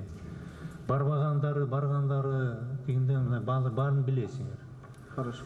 Анда дагы бир сыйра жолугушубуз керек да, туурабы? Жок, бүгүн бул токтомду кабыл алсак, экинчи пунктун бул деген кантип кабыл алабыз? Бирден эч бир конкреттүү пункт жок да. Кайсы пункт конкреттүү? 3-чү конкретный, 4-чү конкретный, 5-чи. Кайсы мамлекеттик органдарга, кайсы жетекчилер? Указать всем руководителям государственных органов на слабое осуществление контроля. Баары жаман иштейби, же кээ бирлөр жакшыраак иштеп атат? В целом, Жомарт Кайпович, мен эмелек айткан сөзүндү айтпадым. В целом начар, баарыбыздын акыбалыбыз начар. Ошон үчүн биздин өкмөттүн чечимдери, өкмөттүн токтомдору азыр кандай кабыл алынып атат? Начар кабыл алынып атат. Волокита көп болуп атат. Как вот средняя температура по больнице деп атасыңар, баланчада. Бирөөлөр ооруп атат, бирөөлөр уже чыгып атат больницадан. Оценканы берип койбойсуңар. Макул. Анда ошон үчүн бирден таптакыр формалдуу болуп калды. Тилекке каршы дагы бир сыйра жолугушубуз керек го. Мындай тереңирээк анализ кылып, бизди баарыбызды чогултуп дагы бир сыйра презентация кылып, ким пропуск кылды, ким жакшы жүрөт, ким кайсы ведомстволор жакшы сунуштар киргизилген. Ошону кылбайлыбы? Макул. Анда биз 1-чи пункт менен 7-чи пунктты калтыралы, э? Калганын алып салалы. Конкреттүү болуп калбайт го. Бирден өзүбүздүн формалдык эмес иштели десек, анан бүгүн бир формалдуу болсо да бир чечим кабыл алабыз. Бул даяр эмес, мына начар протокольно что-нибудь примем. Протокольно дагы бир сыра перенести Жок, ошого макулдуу. эмки протоколдук. Хорошо, протокольный Но чечим. сиздер болсоңор мына дагы бир сыра министрлерди, статс секретарларды чакырып айткыла. Премьер-министр шашырма берди. Үч өңөргө сөгүш жарыйла, мисалы. Иштегиле. Эң начар иштегендер. Ал ситуацияны өзгөртпөй, Жомарт Кайыпович. Биз эмне үчүн 7-чи пунктта 2 айлык мөөнөт сурап атабыз. 2 айлык мөөнөттө мы вам поменяем всю законодательство. Мы хотим, чтобы жанагы комиссия по инвентаризацияга статс-секретарлар кирсин деген сунушту берели деп атабыз. Киргизгиле, анда бир айды берип атабыз. Бир айдан кийин биз мындай же өзүнчө бир жыйын өткөзөбүз, же мындай иш жыйын кылайбыз. Все плохо работают деп атат. Анда, ну давайте, вносите всем опытом. Давайте. Жомарт Кайыпович, анда бүгүнкү протоколдук чечимде бизге дагы бир ай мөөнөт бергиле, биз бир айда берели, андан кийин в рабочем порядке киргизгиле. Же өзүнчө бир жыйын өткөзөлү, же иш жыйын форматында. Биз өкмөттүн токтомун киргизебиз, жанагы инвентаризация боюнча комиссия бар да. Ошого ар бир министрликтин статс-секретарлары киргизгиле. Үчөө болуп кирсин. Бул аябай керектүү процесс жасап. Жоопкерчилик ошол статс-секретарлар же ошол укуктук бөлүмдөрдү курировать эткен орун басарлар кирсин деген сунушту беребиз. Күтөбүз. Бир айдын ичинде киргизгиле. Урматтуу өкмөт мүчөлөрү, кандай десиңер? Да, кичине көбүрөөк, тереңирээк даярданып, анан кийин дагы бир айдан кийин дагы бесира карайлы. Бирок урматтуу жетекчилер мына сот катчылары эми жоопкерчиликти алат, ошолорго бүгүнкү жыйындан кийин жакшылап тиги тапшырма берип койгула. Бул деген өтө эле маанилүү маселе. Макулсыңарбы? Анда ошол протоколдук тапшырмасын биз ошентип кыска форматында кабыл алайлы. Сүйлөштүк, да? Анда уруксат берсеңер үчүнчү маселеге өтөлү. Жалпысынан бул тема баарыбызга белгилүү. Бул деген президенттин демилге менен 3 жылдан бери иштеп атабыз. Ошол боюнча тилекке каршы коррупция деңгээли жана масштабы Кыргызстандын экономикасынын өнүгүүсүнө тоскоолдук кылып атат. Бирден 2-3 цифрга токтотоюн. Коррупция ишке тиешеси бар адамдардын жана уюмдардын мыйзамсыз аракеттерин ачуу жана аларга бөгөт коюу боюнча отчеттук мезгилде республиканын укук коргоо органдары тарабынан быйыл азыркы убакытка чейин 767 коррупциялык багыттагы кылмыш иши козголгон. Былтыр болсо ошол убакта 710 иш козголгон. Алдын ала баалоо боюнча ушул кылмыштан келтирген зыяндын өлчөмү 430,5 миллион сомду түзөт. Урматтуу жетекчилер, былтыр ошол эле мезгилинде 306 миллион сом түзгөн. Мында бир гана зыяндан ордун толтуруу жалаң эле 49,5 сомду түзөт. Ошол 11,5% эле түзөт. Былтыр ошол мезгилде 20 миллион сомду түзгөн. Бул цифрлар зыяндын ордун толтуруу боюнча иш жүргүзүлбөй жаткандыгын кабарлайт. Келтирилген статистика бул деген айсберг чокусун гана көрсөтүп жатат. Иштин чыныгы абалы жана жасалып жаткан коррупциялык кылмыштардын жана кылыктардын масштабы бардыгыбызга белгилүү. Бирок эмне үчүн мамлекеттик органдар, өзгөчө укук коргоо органдары коррупция каршы тийиштүү алдын алуу чараларын колдобой жатышкандыгы түшүнүксүз болуп жатат. Акыркы убакта өзүңөр көрүп атасыңар, президенттин деңгээлде, өкмөттүн деңгээлде көп анча-мынча кадр өзгөрүш болуп атат. Ошолордун көпчүлүгү коррупция менен байланышкан маселелери болуп атат. Азыркы учурда укук коргоо жана текшерүү органдардагы коррупциялык процесстер эң эле чоң коркунуч түзүп жаткандыгын өзгөчө белгилей кетүү зарыл. жергиликтүү өз алдынча башкаруу органдарында, миграция секторунда, отун энергетика секторунда, агрардык өнөр жай секторунда, паспорттук, визалык жана каттуу кызматтарында, ошондой эле билим берүү тармагында коррупциялык көрүнүштөрдүн масштабы төмөндөгөн жок. Урматтуу жетекчилер, жергиликтүү өз алдынча башкаруу органдардагы коррупциянын массалык көрүнүшүнүн бири болуп, жер мүлктүн мамилелери чөйрөлөсүндөгү мыйзам бузуулар саналат. Ошол негизинен кандай секторду албасак, ошол бардык жерден проблемаларыбыз көп. Мына азыркы убакка чейин 700дөн көп, 800га чейин кылмыш иш козголуп, бул деген коррупция масштабы өзгөрүлбөй атат. Ошон үчүн биз өз убагында экономика министрлигине тапшырма бергенбиз, ошол боюнча толугу менен инвентаризация, толугу менен координация алыш үчүн. Ошон үчүн бүгүн биз Темир Акимбаевичтин докладынан кийин бир курч жакшы сапаттуу токтомун кабыл алса. Урматтуу жетекчилер, ар бир өңөрдө дагы бир сыйра өзүңөрдүн пландарыңызды карап, ар бир өңөрдө резервтерди текшерип дегендей, өзүңөрдүн биздин кийинки ошол токтом долбооруна жакшы сунуштарды карап көргүлө. Ошон үчүн бүгүн азыркы сөз Темир Акимбаевич сиздики. Урматтуу премьер-министр, урматтуу өкмөт мүчөлөрү, с принятием указа президента о мерах по устранению причин политической и системной коррупции в органах власти в 2014 году стали создаваться правовые и институциональные предпосылки по унификации правовых механизмов противодействия коррупции и обеспечения их системности. Вместе с тем ряд мероприятий остается реализованным частично или реализуется с опозданием по срокам, что затрудняет или делает невозможным почувствовать реальные улучшения в сфере противодействия коррупции со стороны наших граждан. В этой связи мы вынуждены процесс проводимого нами мониторинга подкрепить реальными мерами оценки реализуемых антикоррупционных мер. Нам предстоит также выработать критерии оценки эффективности принимаемых нормативно-правовых актов. Правительством в сфере законодательства за отчетный период по дальнейшей имплементации положений Конвенции ООН против коррупции принято следующее НПА. Первое. Государственная программа обеспечения безопасности свидетелей, потерпевших и иных участников уголовного судопроизводства. Второе. Методология антикоррупционного мониторинга и оценки и части определения и оценки адекватности принимаемых антикоррупционных мер.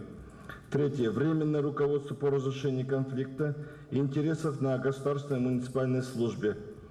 Регламентирован порядок уведомления работодателя о случаях склонения сотрудника к совершению коррупционных правонарушений. Пятое. Установлена норма обязательного информирования потребителей по представляемым государственным и муниципальным услугам. Разработаны следующие проекты НПА. Первое. По установлению уголовной ответственности юридических лиц. Второе. По обеспечению прозрачности бюджетного процесса.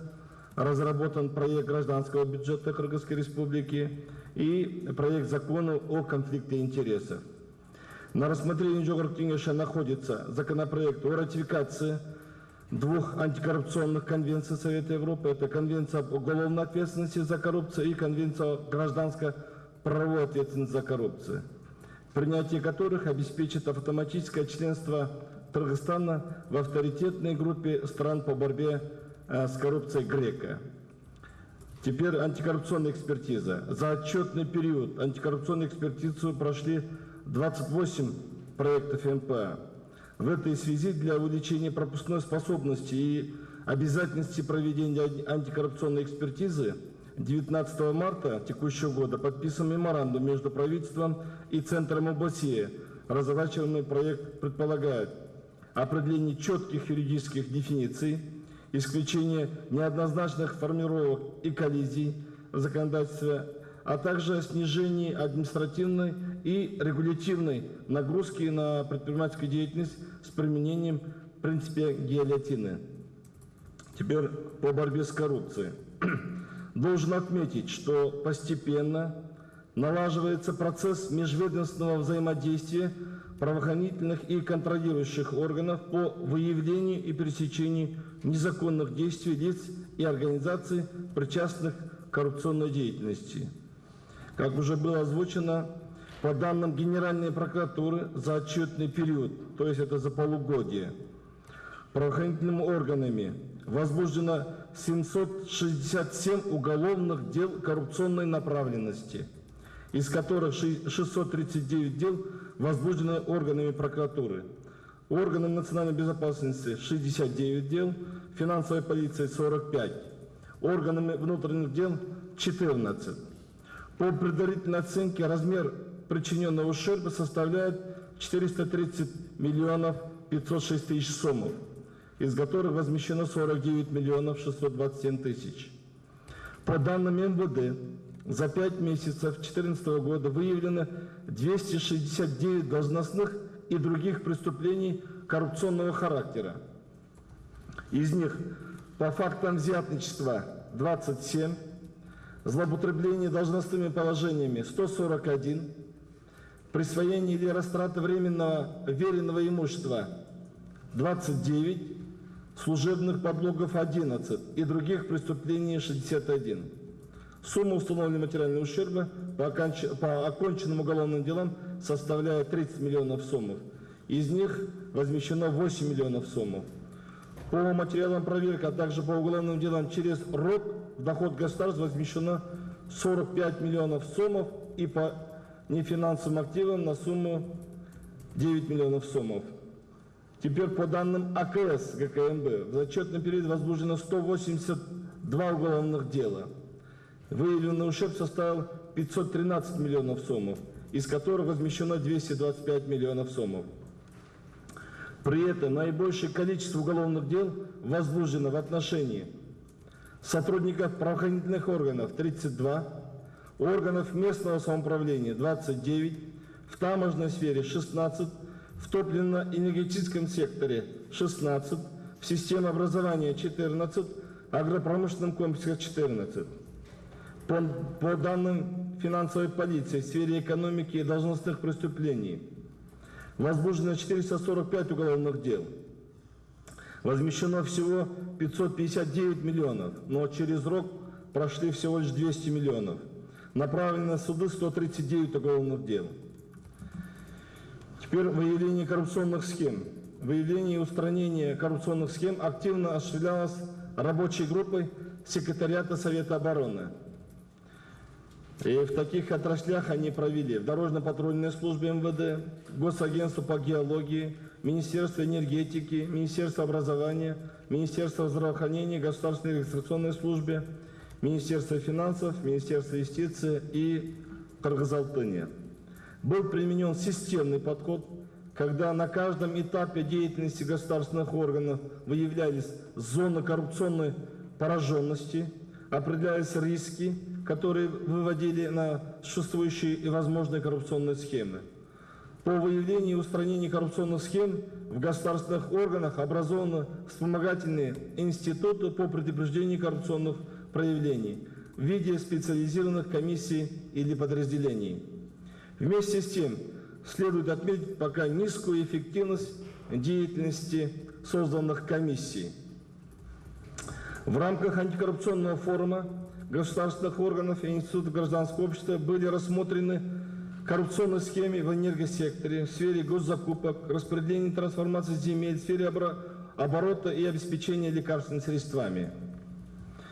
Проект правительственного плана мероприятий по снижению и предупреждению коррупционных проявлений в различных секторах экономики, разработанный межведомственной рабочей группой, образованной распоряжением премьер-министра 21 января 2013 года за номером 13, к сожалению, не был принят.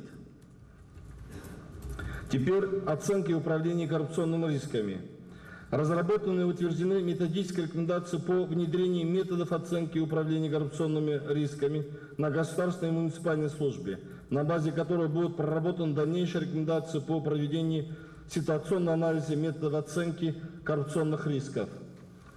Проведено обучение сотрудников государственных органов методом оценки и управления коррупционными рисками.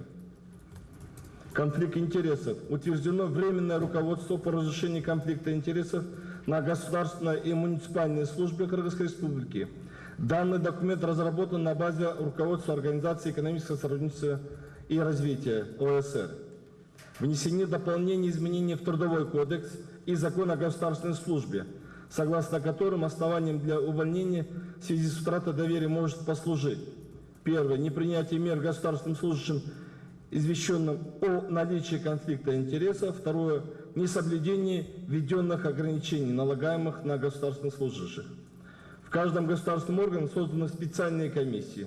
Вводятся процедуры документального уведомления работодателя о случаях возникновения конфликтов интересов. В сфере государственной закупки. В начале года создан департамент по государственным закупкам при Министерстве финансов. Направлен Жогорку Кеңеш проект закона о государственных закупках в новой редакции. Запущена электронная система госзакупок в пилотном режиме с участием 5 закупочных организаций.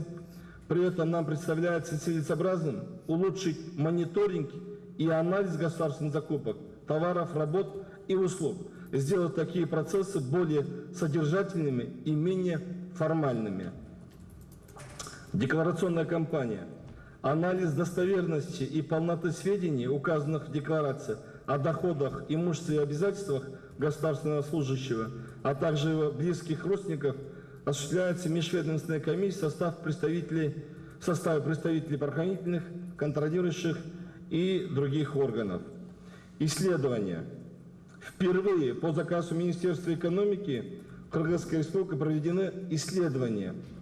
Первое. Причин уровня и масштабов коррупции в Кыргызской Республике, где было опрошено более 4000 респондентов равных профессий и во всех регионах республики. Это вот такая вот книжка, уважаемый Жомарт Кайыпович, уже мы опубликовали, и я предлагаю на следующей неделе, где-то во вторник или среду, именно в этом зале провести презентацию. Здесь очень интересные факты. Здесь как раз будут показаны коррумпированность каждого государственного органа. И причины, масштабы, и возможные варианты рекомендаций по снижению. Поэтому я предлагаю, это очень важное дело, и именно в стенах в правительстве провести такой же презентация будет и в Жогорку Кеңеше, потому что в топ самых коррумпированных государственных органов входят исполнительные органы власти, суды и наши законодательные органы, включая Жогорку Кеңеш и местные органы власти. Это вот по итогам опроса. Причин коррупции. Второе. Мы провели такое же причин коррупции в системе управления фондом государственного имущества. Об итогах мы тоже будем презентовать. Теперь антикоррупционное образование. В течение первого полугодия проведено 15 семинаров и круглых столов на антикоррупционную тематику. Было обучено 665 человек из числа представителей государственных органов, бизнес-структур и институтов гражданского общества. А также проведен выездной семинар по программе «Весенняя антикоррупционная школа» с привлечением местных и международных экспертов в сфере противодействия коррупции. Информационная политика. По формированию в обществе нетерпимого отношения к коррупции Министерством экономики совместно с Институтом политики и развития проведена широкомасштабная информационно-разъяснительная кампания. Так, посредством средств массовой информации прошло около 570 различных сообщений о негативном воздействии коррупции. Создана в социальной сети Facebook интерактивная площадка против коррупции привлекла внимание примерно 50 тысяч активных пользователей Фейсбука. При этом подписчиками страницы являются 877 человек. Создана и направлена телетрансляции, тематические видеоролики. Были использованы различные методы коммуникационной работы. Национальный конкурс «Мы. Коррупция. Я». Вы, наверное, когда входили, увидели. Это элементы от плакатов. Конкурс плакатов был, тренинг по продвижению антикоррупционной пропаганды через интернет. На конкурсе плакатов приняли участие более 282 работ от 130 профессиональных художников, любителей, детей из всех регионов республики. Особенно здесь вот положительно, что и дети включаются в этот вопрос. Организована выставка плакатов в Национальном музее имени Гапара Айтиева. В каждом областном центре открыты общественные приемные АКС, в котором только за отчетный период обратилось более 2800 граждан. Принято к рассмотрению 363 обращения, по результатам рассмотрения которых возбуждено 33 уголовных дел. Запущены социальные ролики серии «Коррупция устами детей». В средствах массовой информации с начала 2014 года опубликовано 92 пресс-релиза АКС о возбужденных уголовных делах. Также в целях освещения хода результатов расследования уголовных дел и для дел коррупционной направленности подготовлено 13 телесюжетов и десятки видеороликов. Теперь о результатах мониторинга. В целом из 92 антикоррупционных мер, предусмотренных правительством в плане по итогам первого полугодия 2014 года, выполнено 34, на стадии завершения 6, на стадии реализации 52, реализация на постоянной основе 4 и не исполнено 2. По государственным органам, которые не представили или представили отчеты с нарушением сроков, сведения направлены в адрес правительства Кыргызской Республики. Прошу руководителей этих органов впредь не допускать подобных нарушений. Уважаемые коллеги, в апреле текущего года в Париже на заседании координационной группы сети ОСР по борьбе с коррупцией нами был представлен отчет о прогрессе и достижениях Кыргызской Республики. В результате секретариатом сети по борьбе с коррупцией, это Стамбульского плана действия, были отмечены позитивные сдвиги в сфере противодействия коррупции и подчеркнуто наличие твердой политической воли высшего руководства страны бороться с коррупцией. Отчет размещен на сайте ОСР и на сайте Министерства экономики. Хочу отметить, что на конец текущего года намечено проведение третьего раунда мониторинга выполнения Кыргызстаном требований Стамбульского плана действий по борьбе с коррупцией.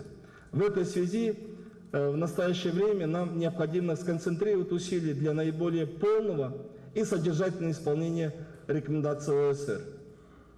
Кроме того, нам предстоит разработать план мероприятий правительства по противодействию коррупции на 2015-2017 годы, разработать и внедрять реальные механизмы предупреждения коррупции. Должен отметить, просто вот сегодняшний план мероприятий, он заканчивается 2014 годом.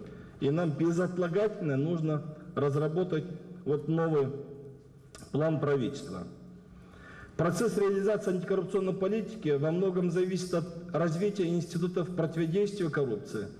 Однако в связи с ресурсными ограничениями дальнейшее обеспечение эффективных мер по предупреждению коррупции является проблематичным. В этой связи нам нужно решить, либо мы усиливаем ресурсное обеспечение Министерства экономики, где для реализации этих всех мероприятий было выделено всего 3 штатных единиц, либо решаем вопрос о создании нового органа по предупреждению коррупции. Урматтуу Темир Аргынбаевич, урматтуу мына биздин күч органдарынын жетекчилери, нам кажется, как-то надо скорректировать вот эти вот учет коррупционных преступлений и возбужденных уголовных дел.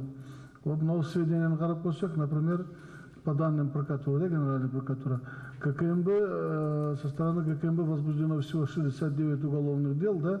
Сумма ущерба выявленного составляет 4 миллиона, а возмещение 0. А на самом деле у нас есть четкие данные. ГКМБ, со стороны ГКМБ было возбуждено 182 уголовных дел, выявлено, значит, ущерб 513 миллионов сомов, возмещено 225 миллионов. По государственной службе по борьбе с экономическим преступлением то же самое. Здесь указывается у нас всего 45 уголовных дел всего возбуждено, да? Выявлено 89 миллионов.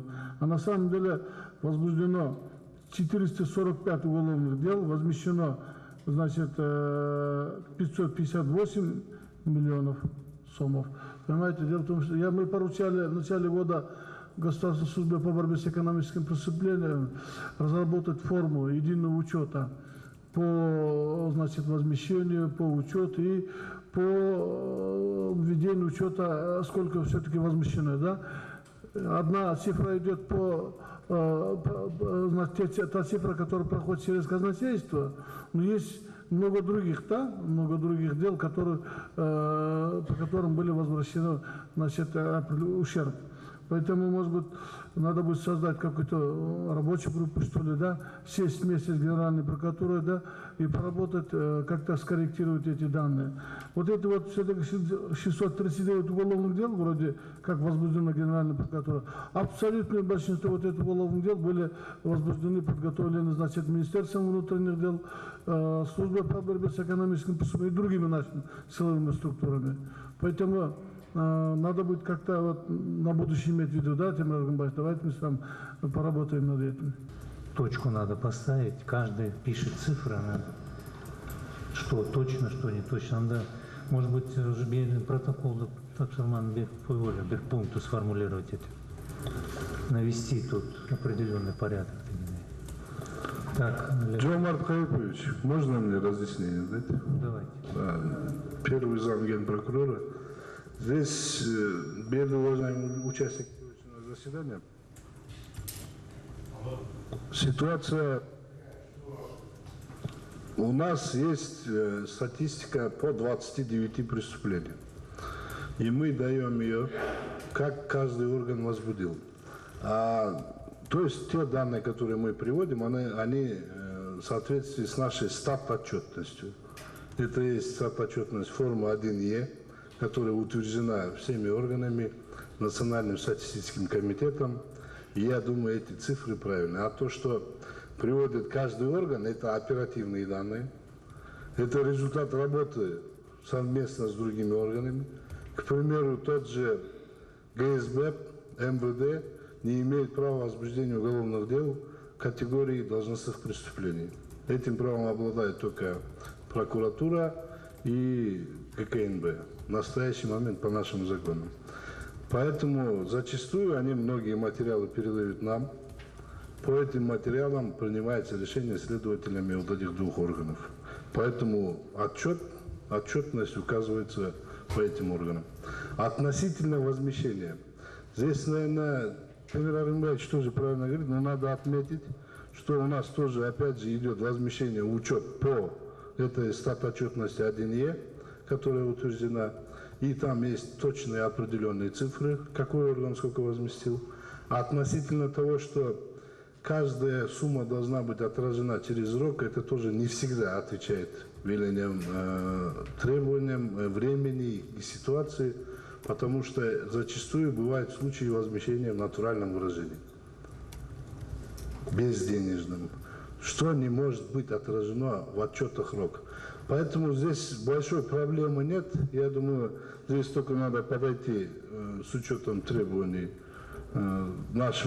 тех документаций статистических, которые есть, а относительно тех данных оперативных органов, я думаю, они в целом правильные. Мына 3-чү пунктта жазылып атат, Тимур Аргамбаевич. Өз убагында берилбегендигине көңүл бурулсун деп. Катуураак киргизбейсиңер бу жерден фразаны. Мына финразведка жасаган жок, ГСИН жасаган жок, Госстрой берген жок, 3 ведомство. Тимур Аргамбаевич, катуураак киргизбейли бу жерден с формулировками. Что значит көңүл бурулсун? Убагында берилбейт.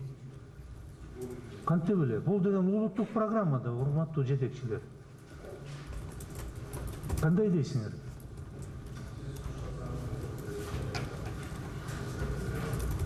Эскертүү берели биринчи жолу. Менин оюмча бул өтө эле жумшак формулировкасы. Кантип эле игнорировать. Убагында тапшырбай калган же кечигип тапшыргандар боюнча эскертүү берсек болот. Катуураак айтыш керек, менин оюмча. Вообще катуу мераларды киргизсек, эч кандай биз натыйжабызга жетпейбиз. жестко иштеш керек жерде. Теріңбай. Замечание эскертүү берели.